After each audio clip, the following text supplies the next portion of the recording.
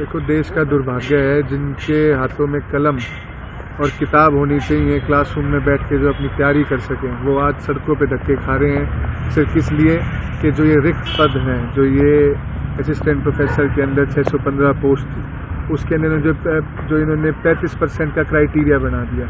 जो लोग पहले से एलिजिबिलिटी को पूरा करके नीट जैसे आपके जो नेशनल एलिजिबिलिटी टेस्ट है उसको पार करके आए हैं, उसके बाद सरकार एक अलग जो आपके हमारे एचपीएससी के चेयरमैन साहब इन्होंने एक अलग एलिजिबिलिटी बनाई 35% और हो। उससे एक तो आप देखें पोस्ट खाली है, भाई आपको भरनी तो है ही वो, तो जब अच्छा वो पोस्ट खाली होने से क्या हुआ कि इन्होंने रिजर्वेशन सिर्फ कागजों में दिखा रहे हैं।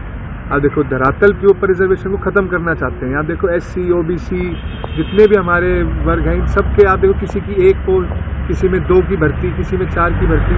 तो क्या हमारे हरियाणा का युवा जिसका डंका पूरे संसार में बज रहा है, वो 35% के एलिजिबिलिटी क्राइटेरिया में रख के उन लोगों को नकारा घोषित कर दिया? तो ये बहुत सोचने की बात है। हरियाणा के वासियों को आज पंचकुला में जो एचपीएससी के जो ये कुरीतियाँ हैं उसके खिलाफ प्रदर्शन कर रहे हैं, आज हरियाणा युवा कांग्रेस इनको अपना समर्थन देती है। इनकी लड़ाई सड़क से लेकर संसद तक हम लड़ने के हमने सोच लिया है हमारे युवा साथियों ने कि हम इनको न्याय दिला सकें। इनको इनकी आंसर शीट, अगर आपको कोई फेल बता रहा है तो कम से कम इनकी आंसर शीट, भाई कोई फेल होता है तो अपना पूछता है ना संस्था से कि भाई मैं फेल हुआ हूँ तो मुझे मेरी आंसर शीट दे दी जाए। इनको आंसर शीट नहीं देते, कहते गोपनीय श्रेणी में। अरे भाई हम वोटर लिस्ट मांगते हैं वोटों के लिए तो उसमें कह देते गोपनीय श्रेणी में। तो क्या मिलेगा इस देश के अंदर? कि सिर्फ यही है कि भाई ना तो आपको कॉपी मिलेगी, ना पेन मिलेगी, ना सड़कों पे बैठ जाओ जाके अराजकता कराओ। तो आपको अगर इन युवाओं का इनने अंधकार जो भविष्य है अंधकार में कर दिया है। पढ़े लिखे युवा जो आज हमारे देश का नाम, हमारे हरियाणा का नाम रोशन करते हैं, वो आज देखो सड़कों पे धक्के खा रहे हैं। हमारे ऐसी कौन सी ऐसी चीज़, आईटी सेक्टर हो, यूपीएससी के टॉपर्स हो, हमारे हरियाणा में तो युवाओं ने तो आप देखिए हर जगह अपना लोहा मनवाया है। और आज हमें हमारे आपके आलोक वर्मा जी कहते हैं कि ये तो आप अटर फेलियर हैं, आपको उस लेवल की पढ़ाई नहीं करी जा रही। अरे पढ़ाई नहीं कराई जा रही तो इसमें तो 11 साल से आप हैं, भाजपा क्या कर रही है? कॉलेज में स्कूलों में भाजपा सरकार क्या पढ़ाती है? कहाँ है हमारे शिक्षा मंत्री? तो मैं उनको जताना चाहता हूँ और आपको ये बताना चाह रहे हैं कि ये अकेले नहीं है, इनके साथ हरियाणा का हर भाई, हर माँ, सारा परिवार इनके साथ है, सारे संगठन इनके साथ हैं। इस सरकार को, गूंगी बहरी सरकार को बताना चाहता हूँ, अगर युवा सड़कों पे आ जाएगा तो इनकी ईट से ईट बजा देंगे।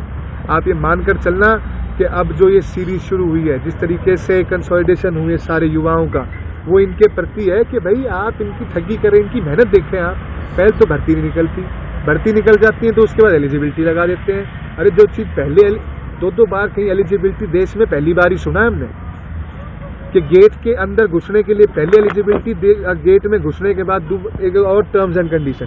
तो ये बरगलाने का काम कर रहे हैं युवाओं को। मैं आप सभी लोगों से आग्रह करता हूं कि इस सरकार से सवाल पूछें, इन युवा साथियों का समर्थन दें ताकि इनकी आवाज़ हर जगह पहुंच सके। और इस सरकार को, इस एचपीएससी के चेयरमैन साहब को जो भारी है, मैं कहता हूं कि इनका जो रिमोट कंट्रोल, जैसे हरियाणा के मुख्यमंत्री का रिमोट कंट्रोल दिल्ली में, ऐसे ही हरियाणा का जो नौकरी लगाने का कंट्रोल है वो बिहार में है। सारे बाहर के लोग आते हैं यहाँ पे, हमारे लोग, हमारे युवा साथी, हमारे जो बच्चे हैं वो सिर्फ बनेंगे चपरासी, और जो बाहर के लोग हैं उनको बनाएंगे grade A, B, allied services, HCS। तो आप देखिए बहुत गंभीर मुद्दा है। बच्चे आपके भी हैं, बच्चे हमारे भी हैं, कल सबको ये दिक्कत आएगी। आप सबसे विनम्र निवेदन है, आप सब लोग आएँ, इनकी मुहिम में जुड़ें, इनका साथ दें।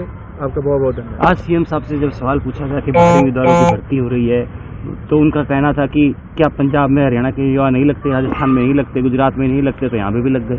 क्या कहेंगे इस बात पर? अरे तो उनकी एक वो होती है कि भाई कोई उनको बताया जाता है कि भाई आपने किसी का कोई पंजाब कल्चर है, हम ये थोड़ी कह रहे हैं कि वो नहीं लग सकते, पर कोई कैपिंग होगी। या ये है कि भाई अगर 200 पोस्ट हैं उसमें से 180 सारे बाहर के लगा दे, 20 ही हरियाणा के हो। क्या हरियाणा के बच्चे मतलब इतने सक्षम नहीं थे अपनी पढ़ाई के अंदर? तो इसलिए तो मुख्यमंत्री जी बड़ी जिम्मेदार पोस्ट पर बैठे हैं। ऐसी बातें कहना कि भाई बाहर के लग सकते हैं, वहाँ के लग सकते हैं, ये बातें ठीक नहीं है। इनको सोच समझ के बयान देने चाहिए आगे के लिए कि भाई यार कि इसमें भारी और वो क्या करें। भाई जो यहाँ के बच्चे जो यहाँ एग्ज़ाम देने लगे उनका क्या, उनके सवालों का जवाब कौन देगा? जो फेल हो गए, जो 35% पे, उनका जवाब तो दो कि भाई बाहर वाले तो पास हो गए, ये फेल हो गए, जबकि पहले इन्होंने नीट क्लियर कर रखा है, यूजीसी से क्लियर्ड है, उसके बाद भी प्रोफेसर नहीं लग पाए, तो ये बहुत गंभीर मुद्दा है। तो यूथ कांग्रेस आने वाले टाइम में एचपीएससी के खिलाफ कोई प्रदर्शन करने जा रही है, आंदोलन करने की तैयारी चल रही है? करेंगे हम, हर अपने जिला हेडक्वार्टर के ऊपर, हम हर चौपाल के अंदर गांव-गांव जाकर बताएंगे कैसे हरियाणा के युवाओं के साथ ठगी की जा रही है, आपको चपरासी बनाया जा रहा है, कॉन्ट्रैक्ट के बेस पे आपको इजराइल भेजा जा रहा है, रशिया भेजा जा रहा है, सिर्फ किस लिए कि अगर युवा हरियाणा में रुकेगा तो इनसे सवाल पूछेगा, इनसे पूछेगा भाई कहाँ है वो 2 लाख रोजगार, कहाँ है वो 5 लाख अप्रेंटिसशिप, वो पूछेंगे इनसे, और ये जवाब देना नहीं चाहते, आप बैठे रहो।